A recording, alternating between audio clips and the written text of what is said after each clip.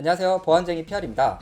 오늘은 중국산 통신 장비, 특히 LTE나 5G 장비를 왜 사용하지 말라고 하는지 정보보안 전문가의 의견을 이야기하려고 합니다. 계속되고 있는 미중, 중미 무역전쟁, 왜 계속 이슈가 되고 있는 걸까요? 미국의 일방적인 주장인지 아니면 어떤 부분에서 문제가 되는지를 크게 두 가지 이유를 이야기 드리려고 합니다. 하나는 엔지니어적인 기술적인 부분과 두 번째는 정책, 법령에 관한 관리적인 이유를 팩트만을 전달드리고자 합니다. 그럼 시작해 보겠습니다. 저는 이전 영상에서 중국 어플 이슈와 무역전쟁 관한 영상을 소개해 드린 적이 있습니다.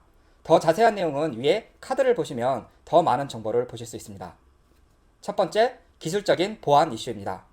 중국 통신 장비들을 주변에서 쉽게 구입할 수 있습니다. 사실 중국 제품이 아닌 모델을 찾기가 더 어렵죠. 알리익스프레스에서 검색만 해보아도 저가 LTE, 5G, 무선 라우터를 2에서 5만원대의 저렴한 통신 장비들을 구입할 수 있으니까요. 그럼 이 제품을 쓰면 해킹되나요? 내 정보들은 다 빠져나가는 겁니까? 라고 질문하실 수 있습니다. 절대 그런 건 아닙니다. 그럼 왜 사용하지 말라는 거죠?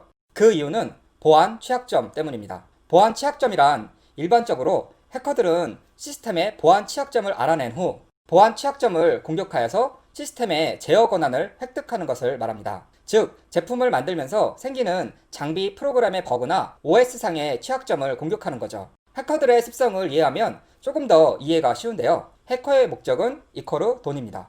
장비를 해킹해서 개인정보를 빼내어 판매한다던가 다른 사기에 이용하던 돈을 목적으로 합니다. 이왕이면 쉽게 여러 대상을 공격하여서 자신의 공격이 성공하여 시스템을 점령해야 하겠죠. 그러기 위해 가장 최적의 장비는 통신 장비이고 그 중에서도 보안이 취약한 또 많은 사람들이 사용하는 장비를 타겟으로 하는 경우가 많습니다. 아무래도 저가 장비들은 시큐어 코딩과 같은 보안을 고려하지 않고 만들어지고 또한 보안성 검증도 없는 제품들이 많아서 해커의 타겟이 되는 거죠. 더 심각한 문제는 이런 보안 취약점이 나와도 제조사에서 보안 패치와 같은 조치를 취해주지 않는다는 겁니다. 장비 취약점은 어떤 제품이든 존재합니다. 참고로 주니퍼 네트워크는 미국의 대표 정보보안 제품 기업입니다. 장비도 사람이 만드는 것인데 완벽하면 좋겠지만 사실 불가능하죠. 그럼 어떤 통신 제품을 써야 하나요? 라고 질문 주실 수 있는데요. 그 방법은 뒤에서 말씀드릴게요. 두 번째, 정책, 법령의 문제입니다. 짤을 하나 같이 보실까요? 2017년 중국 정부는 국가정보법을 제정해 모든 중국 국민과 기업을 정부가 요청하면 정보 제공을 하는 것을 의무화했습니다. 국가정보법 7조, 14조를 보시면 제7조는 중국 단체 및 시민은 법에 따라 국가정보법을 지원, 협조, 협력해야 한다 라고 규정하고 있다.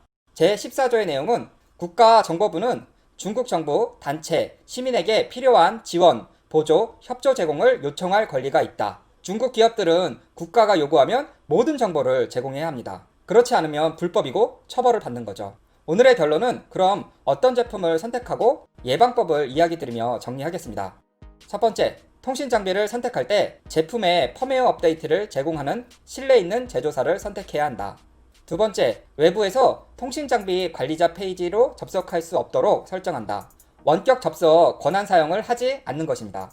세 번째, 관리자 아이디 패스워드는 변경한다. 초기 아이디 패스워드는 인터넷에서 쉽게 검색할 수 있으며 또한 내부의 PC를 접속해서 공격자가 아이디 패스워드를 들어올 수도 있으므로 반드시 변경해야 합니다. 예방법을 설명드리다 보니 이전 공유기 해킹 예방법과 많이 유사하네요. 오늘은 여기까지입니다. 도움이 되셨다면 좋아요, 구독하기 한 번씩 꼭 부탁드릴게요. 다음에 더 좋은 영상으로 찾아뵙겠습니다.